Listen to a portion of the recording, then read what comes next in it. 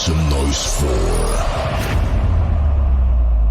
Orange Juice in a Blunt. Whoreson, the story of a ghetto pimp.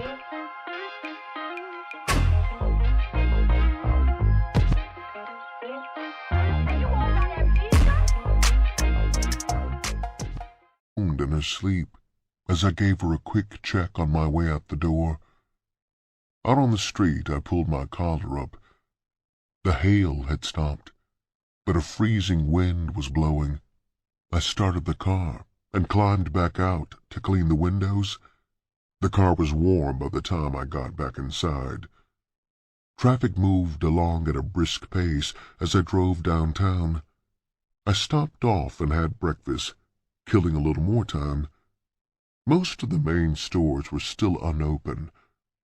I parked on a side street and started walking. The first store I entered turned out to be a blank. There was nothing above the counter I could swing with, and not enough money in the till for me to note.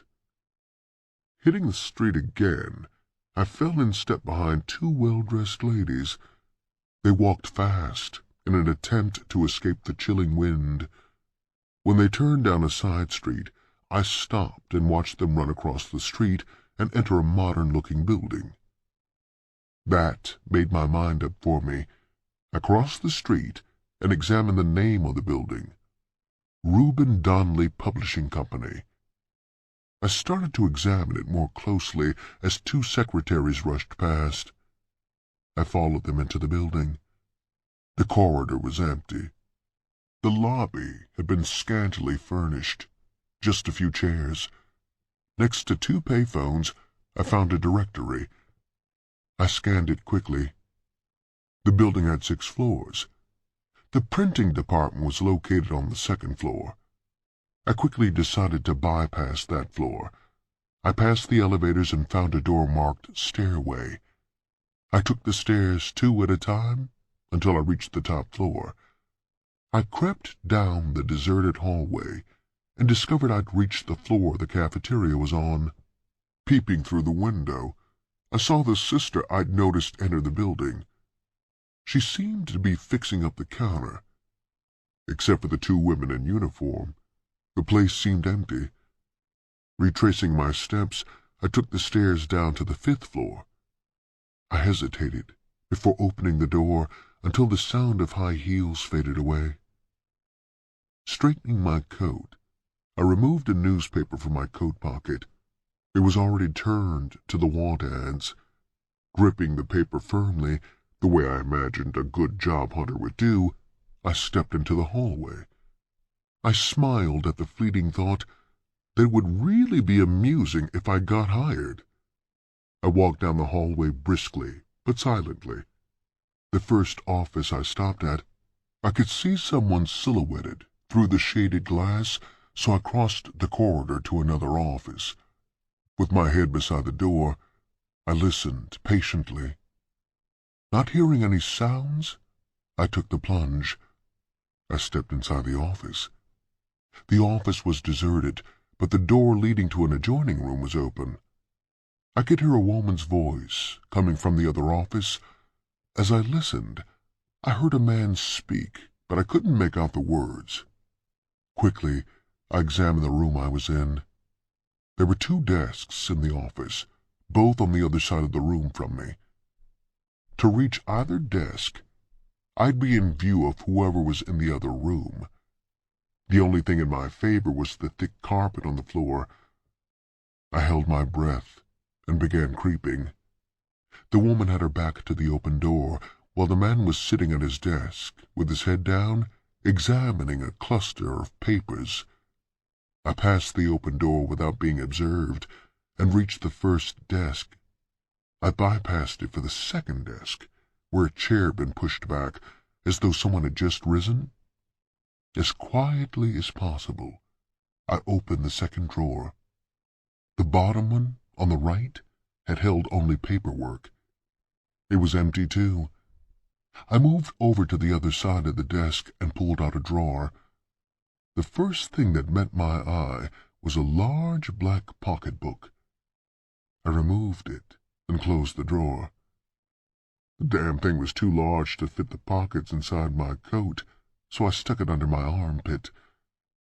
My heart skipped a beat as I heard the woman start for the door. I froze as the door opened wider. Should I break and run? Maybe I could brazen the bust out. I stepped from behind the desk. The sound of the man's voice halted the woman in the doorway. When she turned to answer, I made my move. Moving quickly but silently, I recrossed the short distance and reached the door, praying all the while that the woman framed in the doorway concealed me from the man's view. I opened the door and stepped into the hallway, leaving the door ajar. Without looking back, I rushed towards the stairway.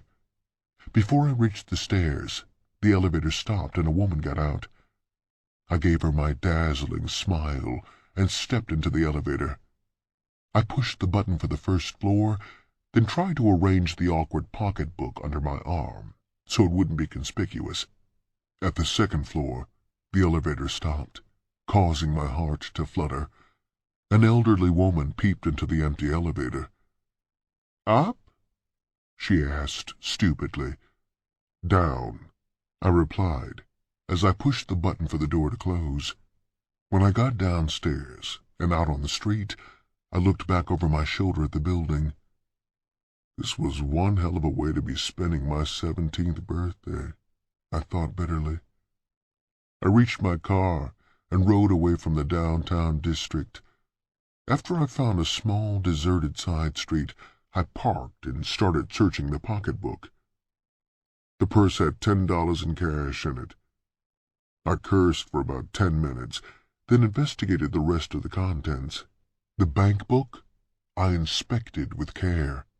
The $1,450 she had deposited in the bank really interested me. I examined all of her identification. Only her driver's license had the revealing W on it. I tossed the license out the window and started the car up. There was no way in the world for Boots to pass for white, but the rest of the ID could be used by her. The woman was 28 years old. Boots could pass for 28, with her belly sticking out in front of her a mile.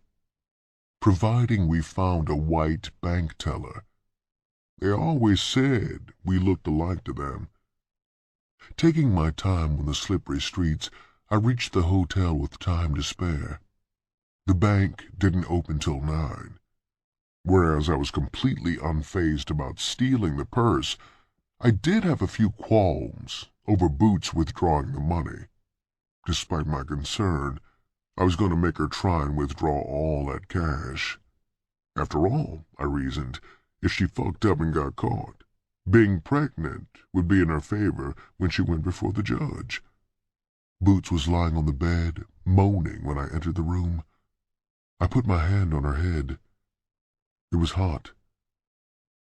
"I'm bleeding, Whoreson," she whispered. I stared down at her for a moment. "Listen, baby, ain't there something you can do? Like pack yourself or something? Just slow the bleeding down? I got something I want you to do now." "I might not be able to stop the bleeding, Whoreson. I done already soaked through 2 pads and a sheet. I think I'm hemorrhaging." My mind was running super fast. I needed her now. "I tell you what, baby, take and pack yourself with cotton. Then get dressed, and I'll take you to a doctor." There was no compassion in my heart, nor was I conscious of any concern about her having a miscarriage. In fact, I hoped that she would lose the baby. If my mother could see me now, she couldn't help but be proud. At 17, I was developing into a cold, vicious pimp. This is the way I reasoned with myself, but in my heart, I knew that if Jessie could see what I was doing, she would have thrown up in my face. I needed that money, though. and time was something I didn't have. If I didn't get it this morning, it would be too late later on in the day. Boots was too slow getting dressed for me, so I helped her. After getting a maternity dress on her, I grabbed a spring coat and tossed it across her shoulders. She was in too much pain to note